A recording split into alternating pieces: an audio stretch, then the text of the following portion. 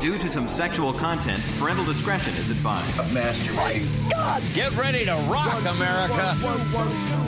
It's the Smith and Milano podcast, brought to you by Treehouse Comedy Production. Here's R.C. Smith and Lou Milano. Yes, we're here. Week number 5.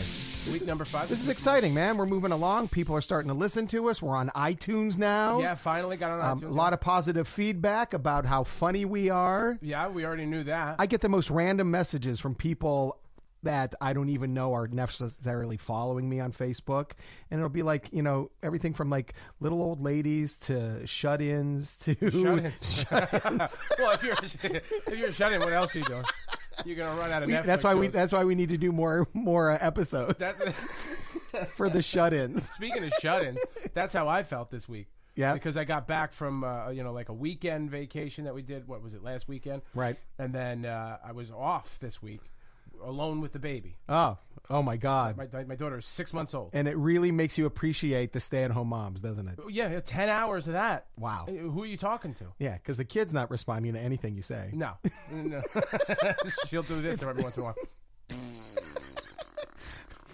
Which actually will make me laugh every single time. Every single time. But it's good for about 30 seconds. That's it. So we're here, and we're very excited about it. It's annoying because we just want to do this thing, and we're in very different places. You're in Brooklyn, New York. Right. I'm in Danbury, Connecticut, which is just over the New York line. Yeah. And then we have to go, without getting too far into it, we have to go get the computer from our other partner who lives in Afghanistan, Connecticut. Exactly. Yeah. Exactly. And you got to drive through Syria to get to pick up the computer in Afghanistan. And no one wants anything to do with Syria. Because there's bombings, there's road checks. ISIS is patrolling just to get the computer. But it's good because then you say, no, I have to get the computer for podcast. And then ISIS goes, oh, you're Smith and Milano. And then they let you go. They let you right through the checkpoint. Which is great. Yeah, it's very nice that they're fans. No, they're big fans. Here's one more from the road. You have it this week. Oh, one from the road. Yeah. This is all right. I wasn't going to a gig, but let's say I was on the road. I'm making this very broad based because this is so bizarre that I had to tell it to you. I went to Coney Island last weekend. Okay. All right. Me and the family went to Coney Island to the aquarium. Nice family weekend. A nice family weekend. By the way, the aquarium in Coney Island is still sort of rebuilding from Hurricane Sandy. So they have like 3 fish and a couple of seals. And the big exhibit is actually the goldfish crackers. That's how bad it is. Yeah, right. Like, whoa, this sucks. Yeah. So we were just a big duck egg in the middle of honest the to road. God, we were there for 40 minutes. Yeah. I'm thinking, a couple of hours at the aquarium. You burn out the kids. Yeah, it'll be great. But once they get it built, it's going to be beautiful. Fantastic, yeah. But right now, it's like walking through a construction site with a couple of fish. That's all it was. Yeah. You know? Anyway, we took the subway. So on the way back, and the subway ride from Coney Island, which is at the very end of Brooklyn, back to where I live in Brooklyn, takes about an hour and a half. To go from a part of Brooklyn to another part of Brooklyn because you have to go into Manhattan to catch a train. Okay. And then on weekends there's construction, so you have to take the train uptown to go downtown. Right. It's just it's yet another reason for me to want to get the hell out of New York. Run. All right. Yeah. The everything that I once loved about New York now annoys the shit out of me. Well, yeah, because you're an older man, you got a family. Yeah, and it sucks the life out of me. Right. Most people move to Westchester. Right, exactly. So anyway, so we're on the subway coming back, and it wasn't too crowded, just enough people but we all had seats, and part of it is outside on the track, so you can look out over Brooklyn. So it's a nice ride, and it's a beautiful day. So the doors open, and this gentleman gets on, and I could tell immediately that he was agitated about something because I've lived in New York City long enough that the minute my spidey sense picks up when there's a nut job when somebody's getting about on to the blow. train. Right. Yeah. So he gets on the train, and he's and we're at one end of the car, and he's at the other, and he's like pacing back and forth, and you just hear him going, motherfuckers, motherfuckers. And I'm like, oh no. So the first thing I say to my family is, don't look at him. Yeah. Just don't make eye contact. Right. And I say it under my breath, don't look at him. So he goes off on a rant, and he includes every political beef that he has about President Trump, about the Republicans, about the Democrats, about men, about women, about children, about adults. And then he said, and then these white devils are out to try to kill me. And then he says, I even see one of them sitting on the train right now. Oh, are you the white devil? I'm the white devil. You do have some devilish features. Huh? Right. And so out of the corner of my eye, I'm looking around, seeing if there's any other white devils. Yeah. And no, I see an Indian family, a Hispanic family, an African-American family. You're it. You know, I'm the white devil. Yeah. You should have went, Yeah. So don't mess with the devil, buddy. Right. Devils. You got to do the David Buddy thing. Right. So my first thought is, oh, I'm going to have to fight this guy. Yeah. And then my next thought is, oh, I'm going to get my ass kicked in front of my family.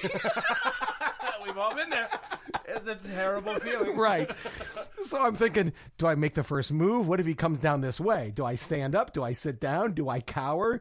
Do I hold my daughter in front of me? What do I Yeah. What do I do? I wish Lou was here.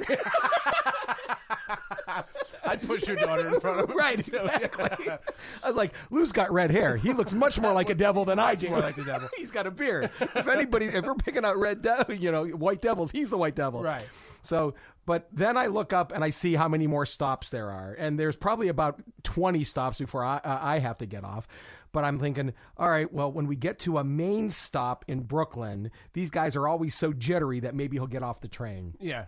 Thank God that's what he did. He did. Because I said, okay, next stop, we may be getting off the train. Right. What I really meant was run, fucking run, just run. That's what I'm saying on the inside. Outside, I'm very calm. Yeah. I'm really calm in an emergency. Sure. Before I die. Right. I'm very, very calm. So on the outside, I'm like, okay, we may have to get off the train. But the door's open, no lie, I'm halfway up, ready to bolt. Yeah. He gets off the train. Okay. Thank God. But as the train doors close and the train pulls out, he's standing there looking through the windows as we go by. And that's when I should have gone, Don't mess with the devil, buddy. He was looking like a Seinfeld's pool boy. Remember absolutely. when he told him he got to break he was up looking right at me. Oh my subway God! And that's just, and you know what? And in the 30 years I've lived in New York, I've probably had probably 1 million encounters like Sure. that. But I'm just not in the mood anymore. No. And honestly, 30 years ago, I may have even poked the tiger a little bit. I may have poked him a little bit. Yeah. And said, you're right. I am the by fucking yourself. devil. Yeah. Why not? If and I get had my purple ass kicked, hair and my more family leather. doesn't see it, I'll be fine. What? I am the fucking devil. Yeah. Come on. I may have done that. But now, I'm a doughy middle-aged white guy. Yeah, and you don't know what this guy. I saw half a seal and 3 fish. I just want to go home. Yeah, it's a terrible day.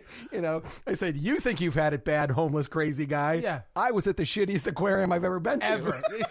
Now you're doing material with it. Right, yeah. So that's Turn it around on him. Yeah, so that's my story from sort of on the road. What's with these guys with the like it's a captive audience, right? It's why they get on the subway. He's not going anywhere, right? No, he's not going anywhere. Matter of fact, he's doing the same act on the next train. Yeah. He's finding another white devil. I just like to think, wait, there better not be another white devil. Once I have that title, I am keeping it. You want to keep it? Yeah. Did he smell like piss? Of course. They always... Well, no, I can't say that it was him because I was on the subway, so it could have been anybody. Why does New York smell just eternally like piss? It smells like piss, vomit, and marijuana. Right. The whole city smells like that. But have you ever smelled somebody that smelled so, like, volumes of piss were on them? Oh. Like you could identify it in a sea of New York piss in the air. Well, that happens when the person. subway doors open and you see everybody cowered at one end of the subway and one guy sleeping on the bench at the other end. And you're like, oh, this is the smelly car. Yeah. Funk and Wagnall Right. should put a picture of that under tolerance. Right. Yeah. It should just be, that should be the new identifier for tolerance. And that's people being trapped in a car with someone who stinks of piss. And that's the one thing about New York City. New Yorkers are so patient because anywhere else in the world, if there's a guy that stinks, people are going to go up to him and go, hey, get up. You stink. Go take a bath. Go shower. Right. But in New York City, everybody's like, oh, let him sleep. It's built up. Right, yeah. You've encountered it so many times. And also, that no matter how bad someone smells, there's going to be someone who smells worse a little further on in the day. Yeah. All right, so we got to thank our our wonderful sponsors. Our title sponsor, You got Treehouse Comedy Productions at treehousecomedy.com. 35 years they've been in the comedy business up here in Connecticut, and they've sponsored everybody. They've had shows with everybody. You pick a famous comic in the last 35 years, they've done shows for Treehouse Comedy. Sure. We do shows. You and I work for treehousecomedy.com. If you want to book any comics, if you want to book myself or Lou Milano to do a show, you go to treehousecomedy.com. Or if you just want to see some upcoming shows, Rich Voss is coming up to perform, a great act. Sure. Also, it's By called... the way, I sent him a link to our podcast. Oh, Voss? Yeah. And? Nothing. Nothing. No, He's not going to respond. No, because he's pissed. Because I said he just thinks I follow him around. Right. The fact of the matter is, I want to show, like, because the last time I told him about this, and he won't remember it because he doesn't remember it. I said, we're going to do this. And he's like, oh, you suck, you stink, everything stinks. Right. So he just was like, you won't follow through. So that was my follow through. Right. Here's the link. He's one of those guys that everything is... I hate that. You suck. Everybody sucks. I'm awesome. Yeah. By the way. Oh, you are? Yeah. No, him. I'm being him. He's awesome. Yeah. Right. Yeah. So I guarantee he has... my teeth to be I've bigger. worked with him many, many times over the years. I guarantee he has no idea who I am. I guarantee. I guarantee. He has no idea who I am. Anyway, so TreehouseComedy.com has a great show coming up with Rich Voss. They're also doing a show called the Warm Up Comedians Show, the Warm Up Comics Show, with Joey Cola and Tracy Locke and Mike Burton. They're all warm up comics who warm up TV shows in New York City. So they're doing a show with all three of them. 203-268-5857. Yep. If you want to make reservations, or TreehouseComedy.com has all upcoming shows. So I suggest you check them out. That's right. And we also want to thank The Rope Break. That's Joey. It's another podcast.